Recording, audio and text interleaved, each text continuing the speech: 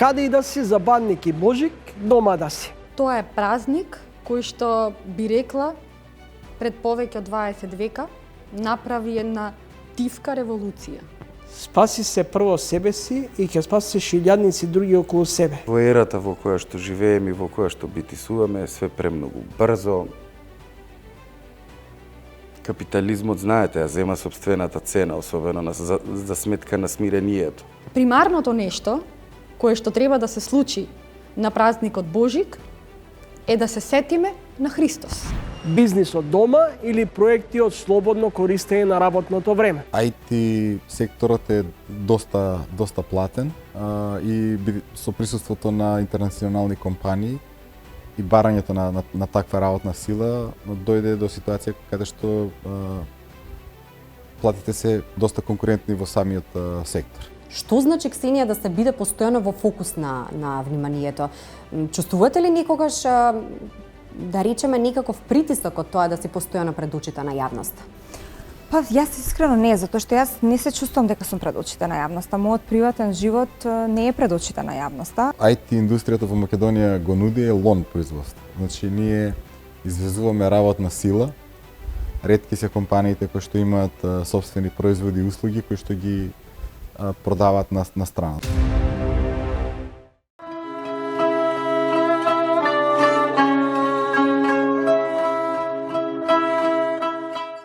Предвечерие на рождеството Христово, вечера на Божик, по Великден, најголемиот празник на христијанството.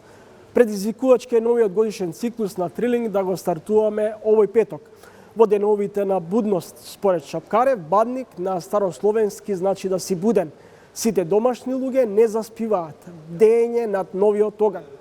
Запишано е дека времето што му претходи на раѓањето на Исус Христос е исполнето со безгранично зло, несигурност. Немам никаква потреба да ви сугерирам каква било алузија за предизвикувачкото време на цивилизацијските предизвици. Како по непишано правило, медиумите на верските празници ги наоѓаат своите главни јунаци на непокорот во манастирите и храмовите, во свештенството и монаштвото, кои често ги забораваме.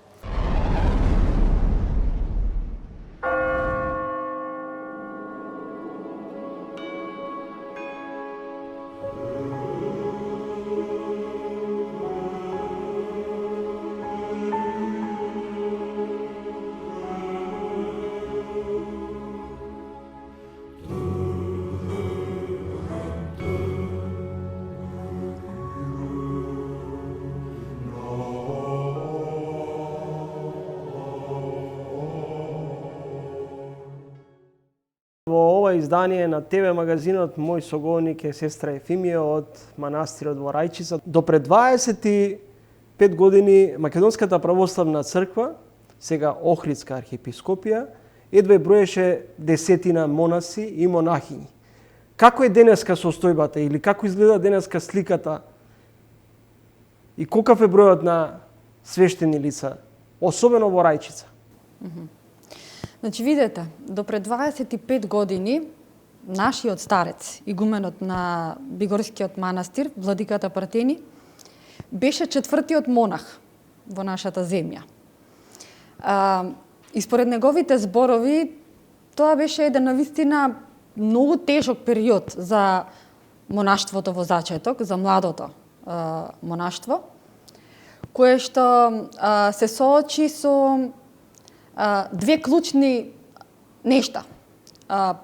Првото е дека се најде, односно се насели во опустошените манастирски објекти, а второ се соочи со еден разорен дух кај македонскиот човек, кој што имаше една многу погрешна перцепција за монашкиот начин на живот.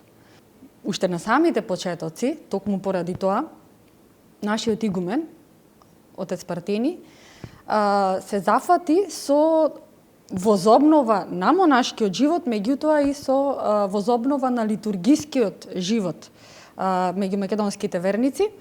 При тоа правилно духовно воспитувајќи ги и правилно религиски едуцирајќи ги, што потоа некако природно си придонесе да може да се промени перцепцијата кон монашкиот начин на живот, така што сега тоа е општо, генерално многу добро прифатено. А конкретно, на прашањето колку монаси има во нашата земја, можам да кажам дека околу 200 се некаде. Активни манастири не знам точно колку се, меѓутоа повеќе од 20 сигурно. Но само нашиот манастир, односно 4 манастири кои што се под наше духовно раководство, зборувам за Бигорски, Рајчица, Пречиста и Кнежино, бројат над 50 монаси. Конкретно во Рајчица, манастирот на Свети Ѓорги Победоносец, од каде што јас доаѓам, ние сме 10 монахињи.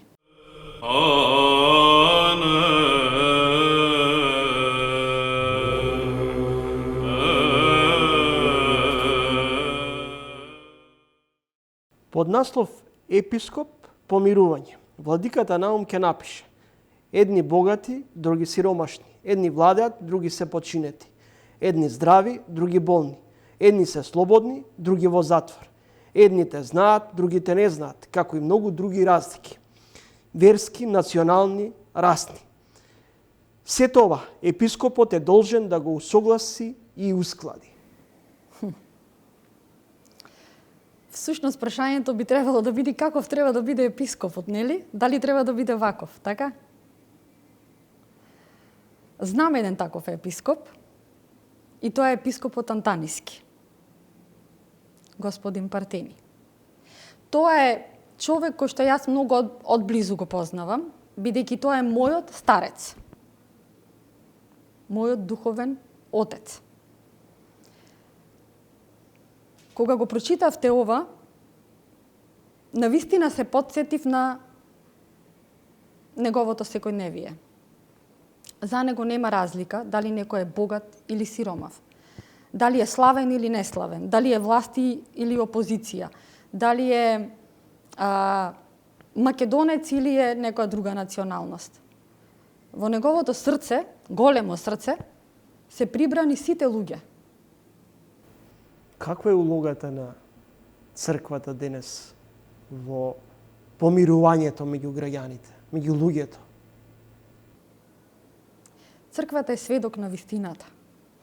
И таа секогаш треба да сведочи најавтентично. Да не прави компромис со вистината, меѓутоа секогаш да биде во контекст и во духот на времето во кое што се живее. Постои една многу бава изрека, која што ја кажа еден многу познат теолог на црквата од минатиот век, отец Георги Флоровски. Тој вели напред кон отците. Зошто вели напред кон отците? Отците се оние свети отци кои што живееле пред нас и кои што ни го дале на љубавото. Ни ја дале на љубавата наука на црквата. Ги чувале нашите догми. Го изградиле православниот начин на живот, втемелено секако на учењето на нашиот Господ Исус Христос.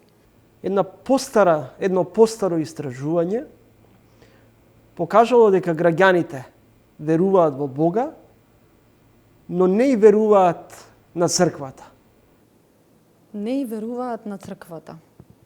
А црквата е возглавена токму од нашиот Бог. Христос, кого што таа го проповеда. Тоа е Христос, односно тоа е Бог на љубовта. Тоа е Бог на мирот и на тишината. Тоа е Бог на радоста. Тоа е Бог на слободата. Ако вака се разбери црквата, односно нејзината глава, тогаш мислам дека младиот човек, односно човекот денес ќе биде многу поотворен и многу пожеден да може да чуе што е тоа што внатре во црквата се зборува, што е тоа што внатре се случува. Неодамна владиката Партени имаше средба со Вартоломеј. Кои беа пораките? Патриархот Вартоломеј, можам да кажам дека е една прекрасна и топла личност. Тој е вистински татко на православието. Човек кој што ги разбира потребите на живите цркви. Јас сум сигурна дека неговата љубов кон нашата Македонска православна црква Охридска архиепископија е утврдена и дека тој како единствен кој што може да се занимава со нашето црковно прашање, ќе го стори тоа во догледно време. Дали тука гледате конечно излез од ќорсокакот со кој се соочува Македонската православна црква во диалогот со Српската православна црква? Бидејќи велите, меѓу другото, епископот, односно поглаварот Вартоломеј, има чувство и разбирање за нас. Како Македонска православна црква говорам, Охридска архиепископија. И гледаме и се надеваме дека ќе биде така. Сестра Ефимија, на Ден Божик во Трилинг, Божик е празник кога семејството најчесто седнува на трпезата. Божик е празник кој што сведочи за една благогласна тишина. Тоа е празник кој што би рекла пред повеќе од 20 века направи една тивка револуција. Примарното нешто кое што треба да се случи на празникот Божик е да се сетиме на Христос. Ние во црквата велиме на Божик да се сетиме на Бога, да се сетиме на Христос.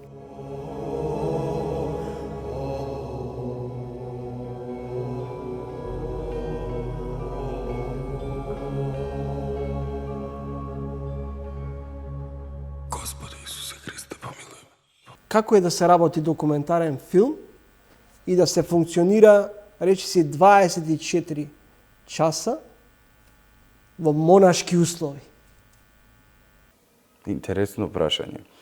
Сепак мора да имате предвид дека во Бигорски манастир не живеат само монаси. Манастирот е толку голем да има и луѓе кои што работат за манастирот, привредуваат и живеат. Мислам, тоа согласно нашата традиција се случувало и порано. Сите поголеми манастири имале момоци.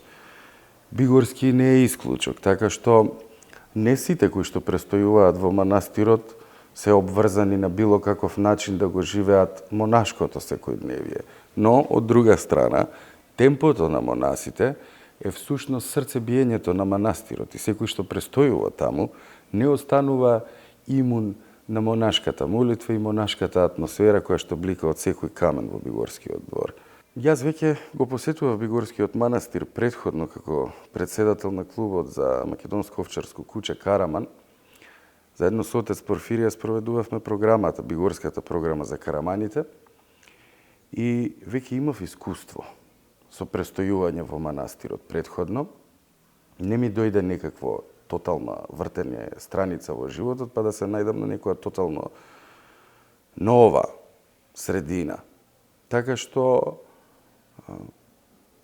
веќе кога почнавме да го снимаме манастирот, моравме само да се адаптираме наскрос на темпото на монасите. На што имплицирам? Во принцип, монасите стануваат многу рано наутро.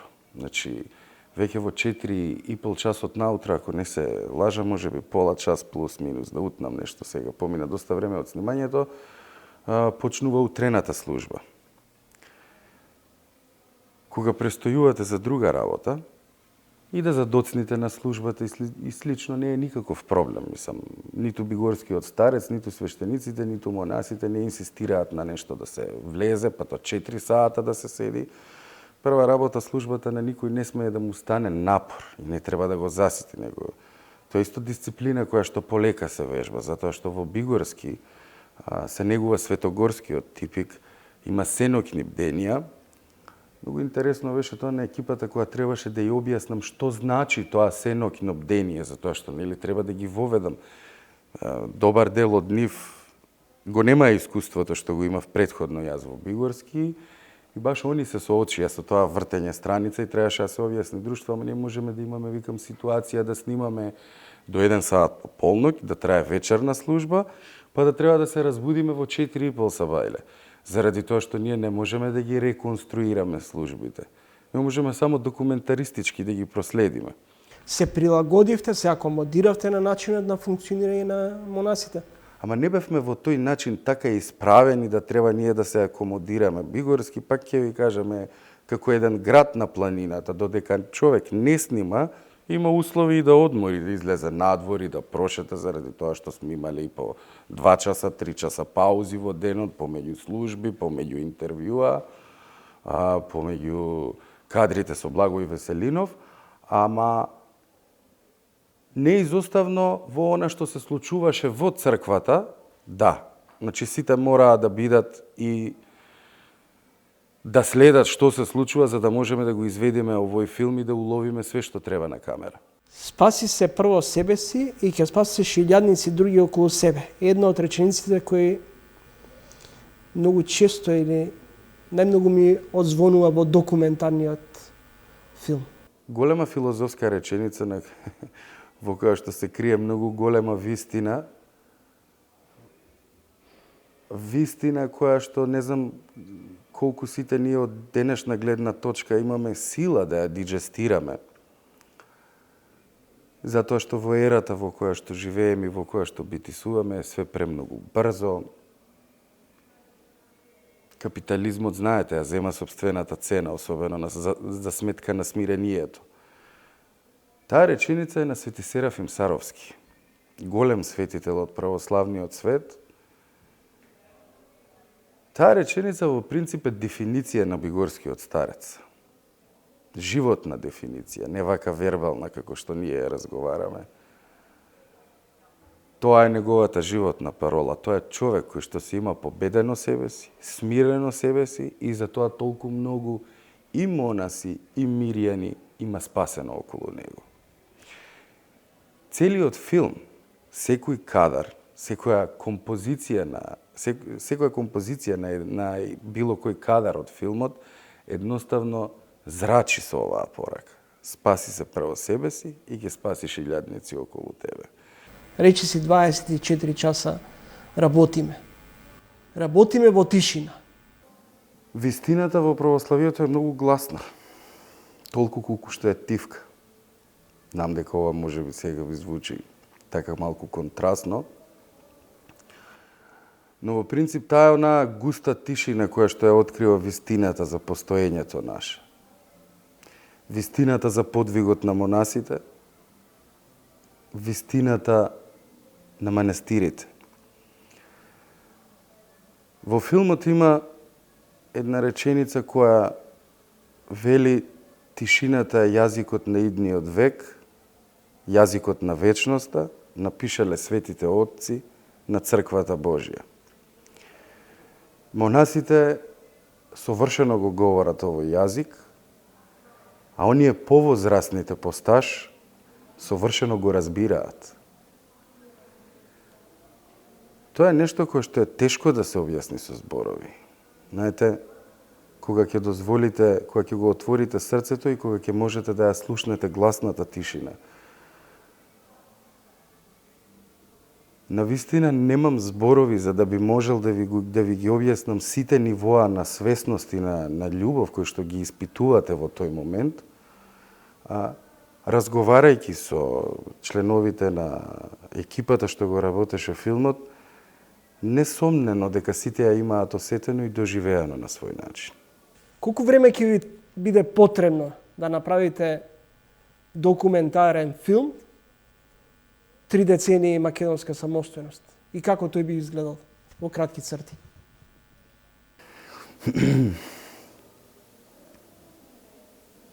Многу тешко прашање, но во секој случај јас сум од оние автори што својата инспирација ја црпи од својата почва од кај што живее.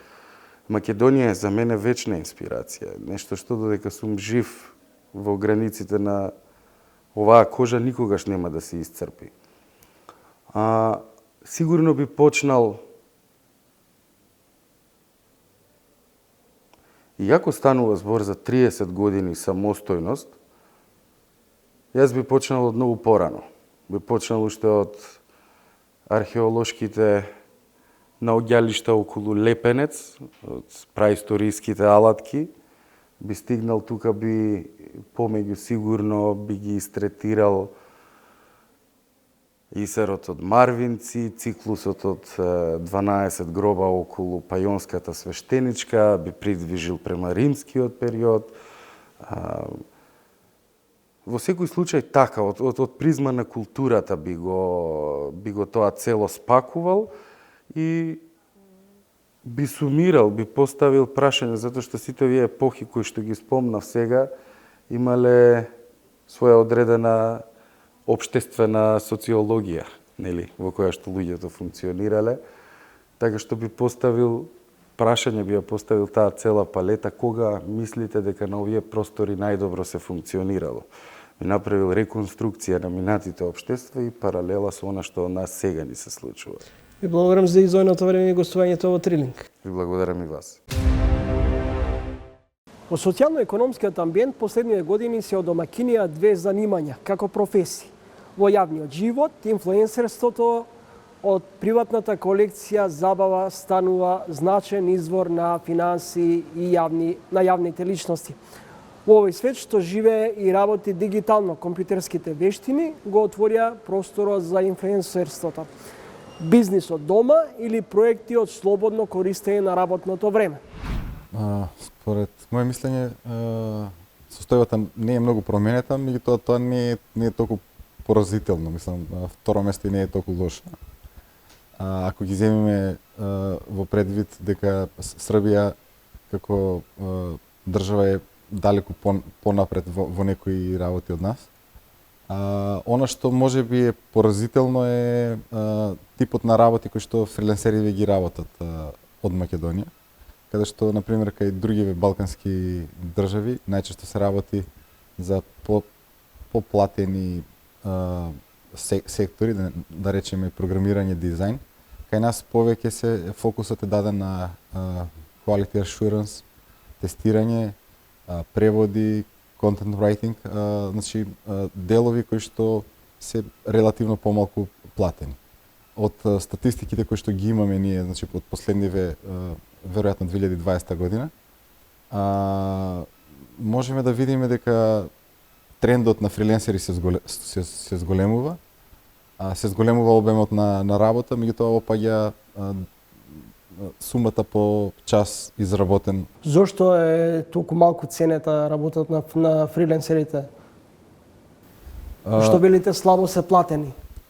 Слабо се платени бидејќи тие не успеваат да се изборат сами на пазарот или? Најчесто превземаат работи кои што се помалку платени. Меѓутоа и самата сума за да бидат конкуренти, пошто Upwork е меѓународна платформа, значи не е само на регионот, имате од цел свет фриленсери и за да бидете конкурентни мора да понудите соодветни услуги за соодветна цена. Сега од тој аспект за да бидат конкурентни, веројатно луѓево настапуваат со пониски цени, меѓутоа она што за нас е битно е секторот во кој што работат. Мислам дека фриленсерите кои што се веќе на пазар можат да ги надградат своите вештини и, например, да се префрлат од еден сектор во друг сектор и на тој начин да ја зголемат и својата цена. Исто така и новите идни фриленсери кои што влегуваат би требало да бидат подобро технички спремни за да можат да одговорат на барањата. Ние сето ова во последниве година и пол го работиме во програмата Reconomy, која што е регионална инклузивна и зелена развојна програма на Шведската агенција за меѓународна развојна соработка. А кои се главните пречки за развој на оваа неформална бизнис заедница? Она кој што може би е пречка се тие предприемачки вештини, бидејќи секој фриленсер е на некој начин микропредприемач. За да може да ги понуди своите услуги, тој први мора да да ги презентира, да ги понуди, да склучи договор, да ги испорача, да го фактурира тоа, значи да го заврши целиот циклус на еден предприемач од продажба до затворање на самата активност, се разбира и самата наплата. И од тој аспект гледаме голем јас на недостаток на тие вештини и знаења, како почнувајќи од тоа како предприемачот да се презентира, како да даде предлог, како да го презентира своето сработено, како да ја добие првата работа или следниве работи базирани на свое портфолио, како да испреговара за цена, како да склучи договор, иако сега платформи ви нудат некој тип на едноставно склучување и префрлање на средствата. Кои се деловните модели на поврзаност на слободните стрелци во IT индустријата кои работат самостојно или на принципот на самовработување? И колку денеска IT индустријата во земја пред се цената, многумина порано ќе рече дека секој информатичар и машински инженер веднаш по завршувањето на студиите перспективата ја бараат надвор од државата. Сега се чини дека сликата е многу поинаку, бидејќи релативно добро се платени информатичарите и IT инженерите во држава.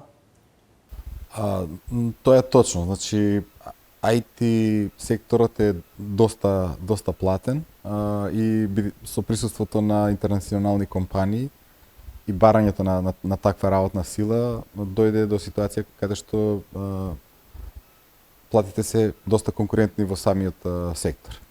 Кога збориме за фриленсинг или за слободниве стрелци, можам да кажам дека IT не е единствениот сектор во кој што се работи. Значи тука имаме преведувачи, имаме кои што преведуваат од различни јазици на различни јазици, имаме креатори на содржина кои што пишуваат блогови, кои што развиваат видеа, имаме дигитални маркетери, значи имаме правници кои што работат аутсорсинг за странски компании преку фриленсер платформи. Што доминира кај фриленсерите највеќе? Најмногу е IT делот и дигиталниот маркетинг како тоа што го имаме ние како капацитет.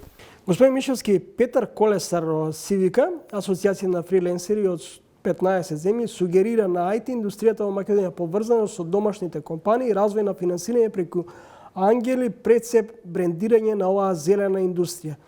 Што од тоа немаме ние? Значи, ја би го поделил прашањето на два дела, тоа се или три да речем. Првото е да речем иновациите. Иновациите се клучни за развој на премин од фриленсерство во компании. Значи да едноставно таа услуга што ја нудите да ја префрлите во некој тип на континуиран тип на услуги или пак производ кој што ќе го давате како таков. Вториот дел е ангелите кои што ги спомнавте. Тоа кај нас е во некој развој, значи зачеток. Да. Може да се каже зачеток, иако имаме на пример неколку акцелератори кои што функционираат во самиот стартап свет. Имаме значи организации кои што го поддржуваат стартап екосистемот, како што е Стартап Македонија. Сепак има исто и групи на бизнис ангели, има некои формализирани, некои неформализирани, меѓутоа сепак тоа е уште во некој зачеток и уште немаме некои видни инвестиции направени од тие бизнис ангели. Тоа е тема сама за себе и екосистемот бара дополнителни, да речеме, можности за развој и можеби тема на некој иден разговор. Ако збориме за делов на зеленава индустрија, зеленава економија, иако нема од почеток да речеме некоја директна поврзаност со фриленсерството, тоа пак можеме да го сврстиме во делов на иновација, значи во делов на екосистемот на стартап.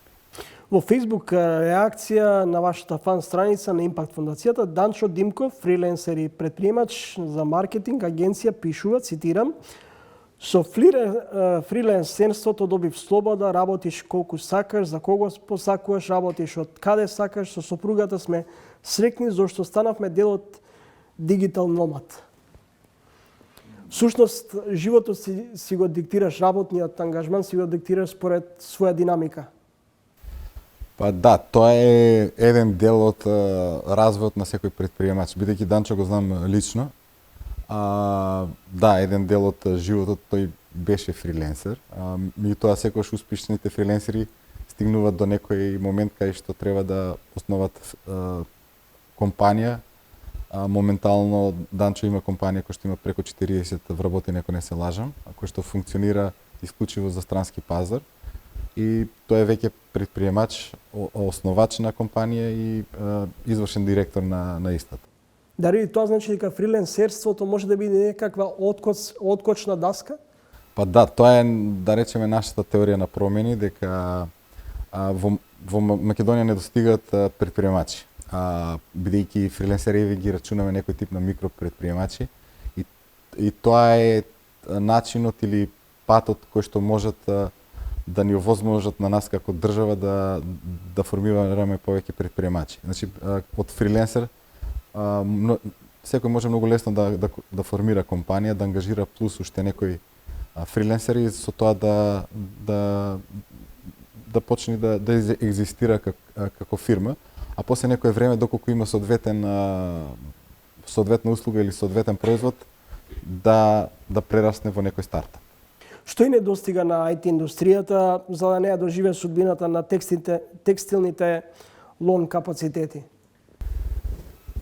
Да, од моја перспектива, тоа што IT индустријата во Македонија го нуди е лон производство. Значи, ние извезуваме работна сила.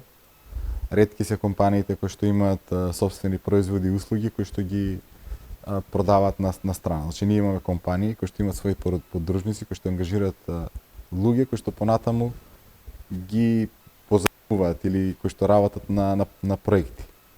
Дали тоа значи дека ние сме конкурентни на светските пазари? Сме конкурентни единствено ради висината на платата.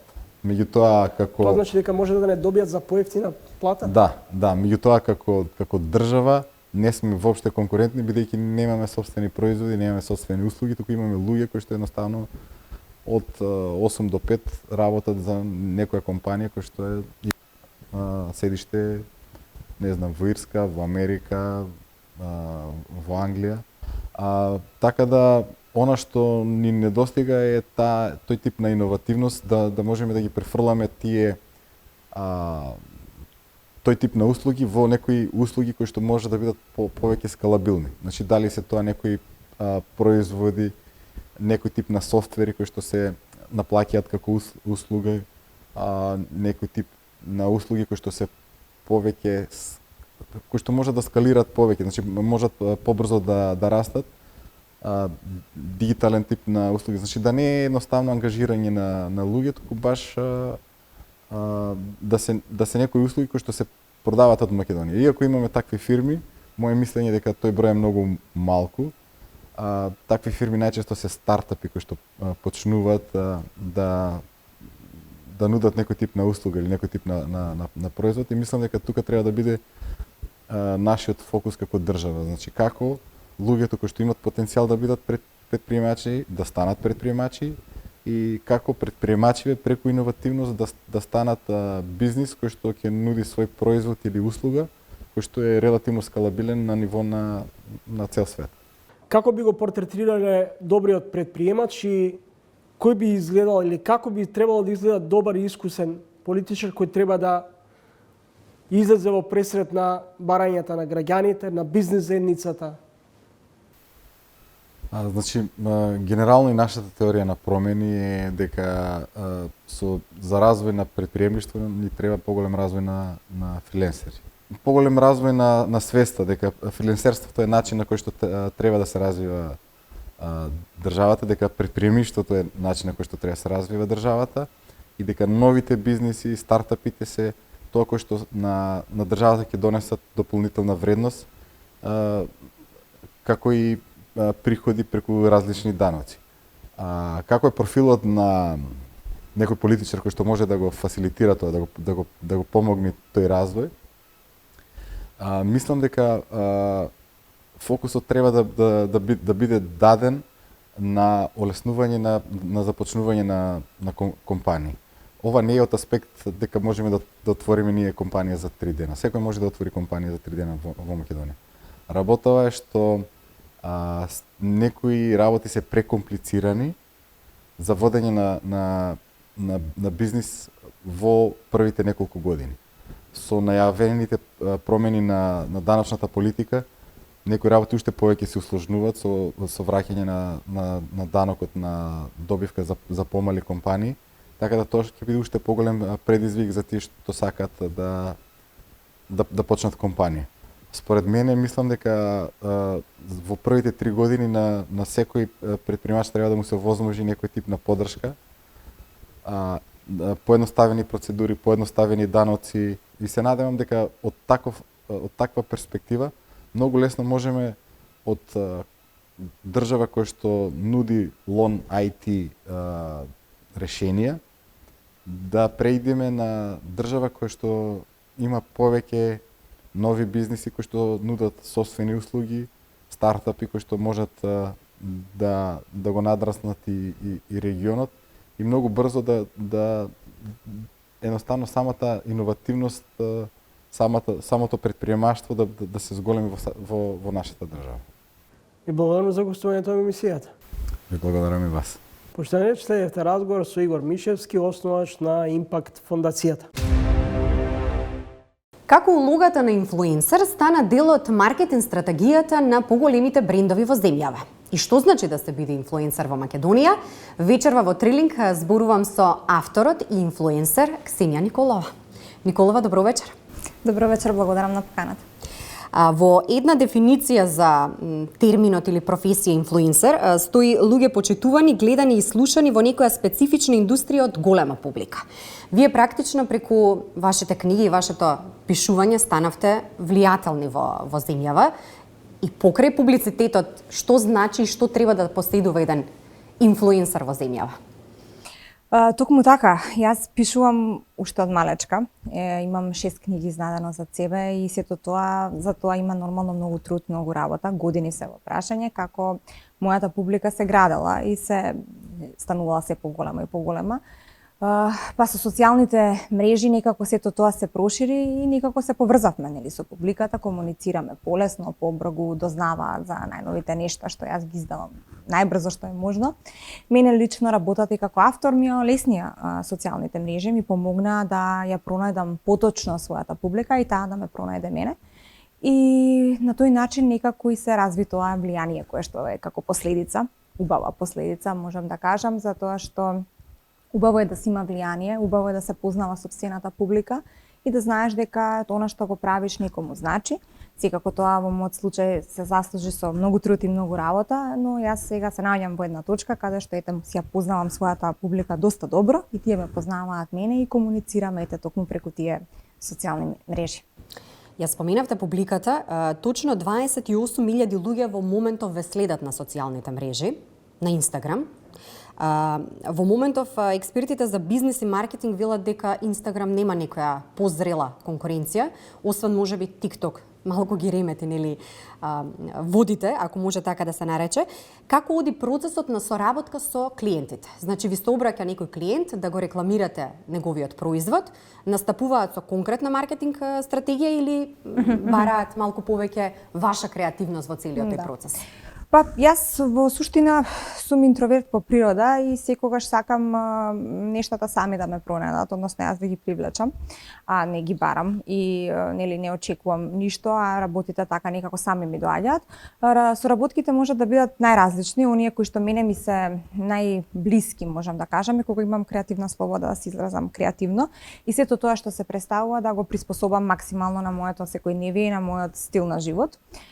Можам да кажам дека сум доста селективна и искрена во соработките, затоа што не би прифатила нешто што навистина не го користам, не го сакам, не ми се допаѓа и не го почитувам како бренд или што е да е. Така што се што се пласира кај мене е генерално нешто што јас сум. Кај мене нема некои представувања кои што се лажни. Ние уметниците мораме да живееме вистински во секоја смисла на зборот, затоа што инспирацијата тогаш доаѓа најчисто и најлесно. И јас, например, сум расчистила со преправања и со представувања на некој лажен начин. Тоа за мене не е добро и за никого во суштина. И се што правам многу искрено, така што и некако енергијата што ја привлекувам ми се враќа така искрена. Ви се случило до сега да одбиете некој клиент во однос на презентирање на одреден производ? Апсолутно. Мислам, тоа не е нешто со кое што јас се гордеам, нели, не е дека нешто јас имам право. Просто не сум се пронашла, нели, во некоја понуда, соработка и едноставно сум сватила дека можеби не е. Најдобро е да не ја прифатам и тоа е нормален процес од оваа работа. Да, и во целиот тој процес на работа, суштината е објавување на фотографии и видеоматеријали преку кои вие го презентирате и го нудите тој производ пред публиката. Што повеќе продава? Фотографијата или оној видеоматеријал во кој што вие кажувате искуство околу користењето на производот? Така, па што знам, во мојот случај, јас зборувам нели за себе, мојата публика ме познава мене и сака јас кога и се обраќам на публиката, кога си муабетиме, кога си го раскажувам своето искуство, така што кај мене најмногу тоа функционира, јас така го представувам и своето секојдневие и својот живот, па и соработките, низ некоја искрен муабет, искрено препорачување, не се тоа некогаш онака налицкани фотографии во смисла да изгледа визуелно кој знае како, повеќе е пораката што ја праќам, кај мене пораката најмногу и се препознава, затоа што нели и пишувањето пред се е причина зашто мене луѓето ме следат, така што на некој така уметнички емотивен, суптилен начин. А во однос на материјалот кој што се споделува, работите сама или имате тим кој што го создава истиот? Па низ годините, да бидам искрена, доста време работев сама, но потоа во една точка просто стана малку потешко, затоа што нормално соработките се нижат, јас и други работам паралелно и едноставно ми требаше некој малку да ми потпомогне и креативно и со реализација на видеата и на фотографиите. И среќна сум што соработувам со една девојка, Ана се вика, и сме баш супер тим. Таа ми помага за некои реализации што ги имаме, кампањи, сликања, видеа. Доста е креативна, слични сме со енергија и заедно си работиме. Инфлуенсерите од соседна Србија, ќе ги земам како пример, велат дека 99% од нив живеат од оваа професија. Може да се живее од инфлуенсерство во земјава? Вие, чинам, имате и други извори на... Да, јас имам повеќе работи и живеам од сите тие работи, но пак ќе кажам, ако си уметник во оваа земја, на секој уметник му е познато факторот време. И што значи тоа да како да кажам, да се заслужи своето место под сонцето и да почнат луѓето да те сваќаат сериозно, па и да заработуваш од тоа што најмногу го сакаш. Тоа во Македонија е многу тешко и затоа многу луѓе се откажуваат од уметноста или работат нешто друго паралелно, се откажале од музика, од многу работи.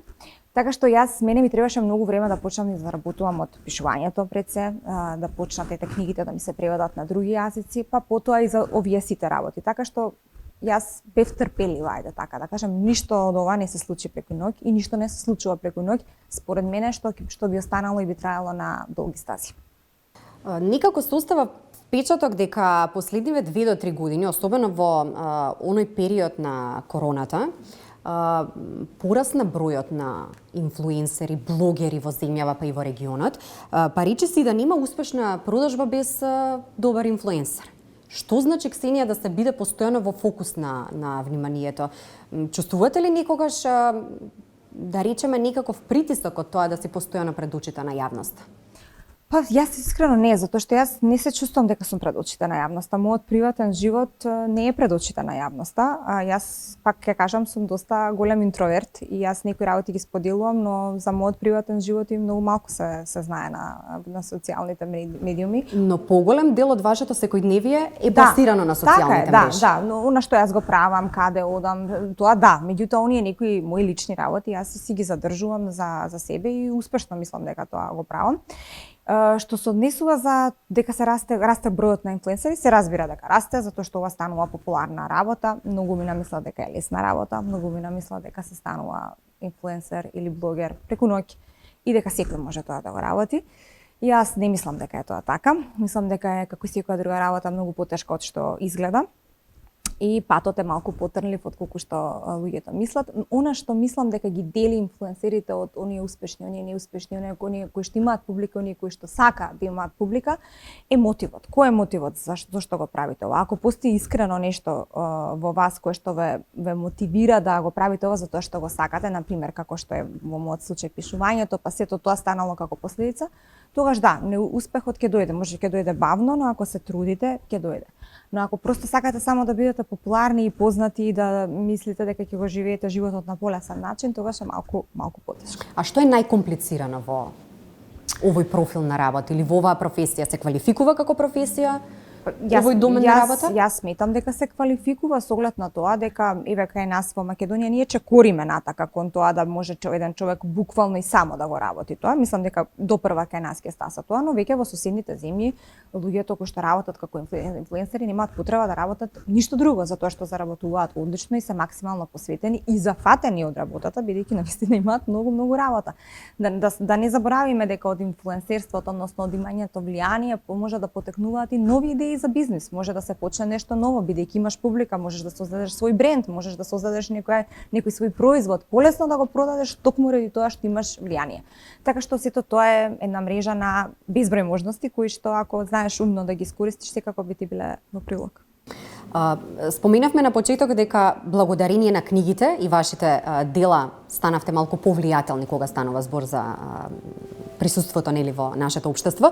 Во моментов имате чинам 4 романи. 6 романи, така. Во моментов се издава последниот.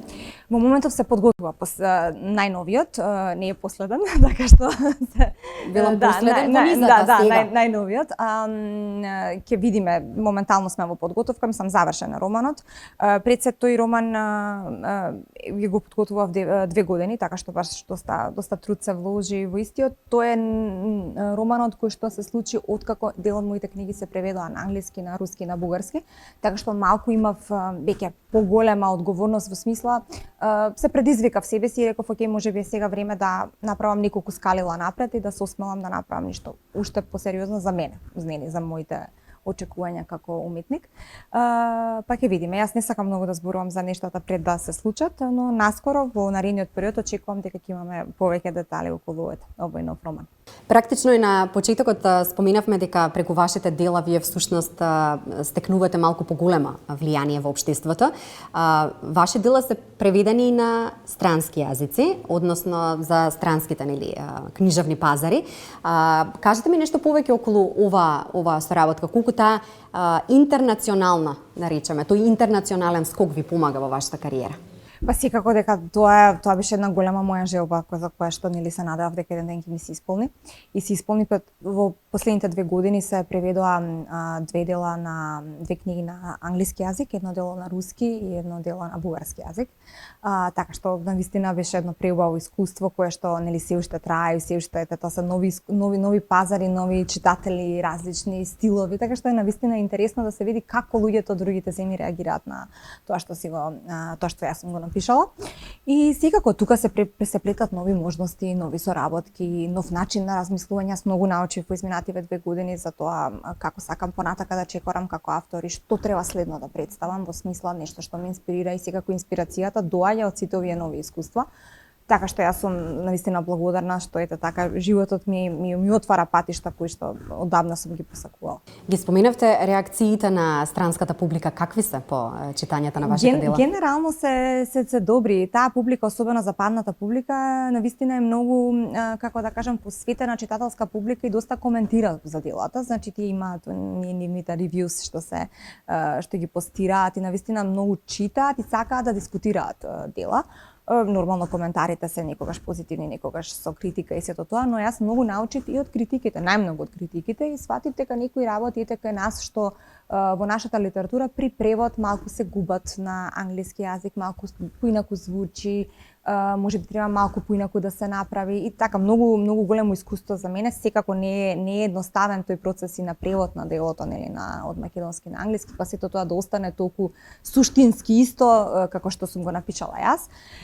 И токму затоа од оваа причина, еве сега ќе го споменам, со мојата уредничка по изминатата година дена разговаравме за тоа, за следното дело, како би било, што би било, и свативме, затоа што јас моето образование беше на англиски и англискиот го владеам многу добро, исто како македонскиот можам горе-долу да кажам.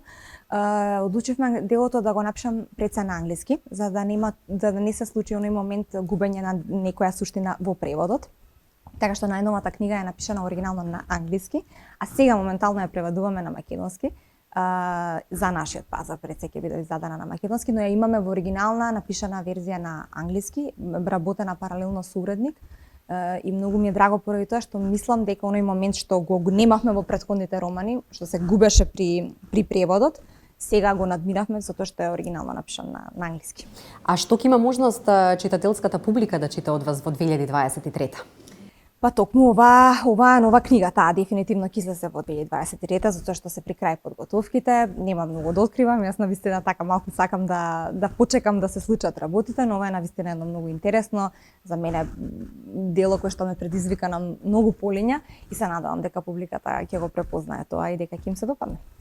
Изминатиот период никако бевте поприлично гласна околу одредени теми на социјалните мрежи. Некако се соголивте во однос на борбата со стерилитет, во однос на вашата фаза со анксиозноста. Што значи во Македонија да бидете искрен? Колку чини да си искрен во оваа земја? Чини, меѓутоа да бидеш несреќен чини повеќе.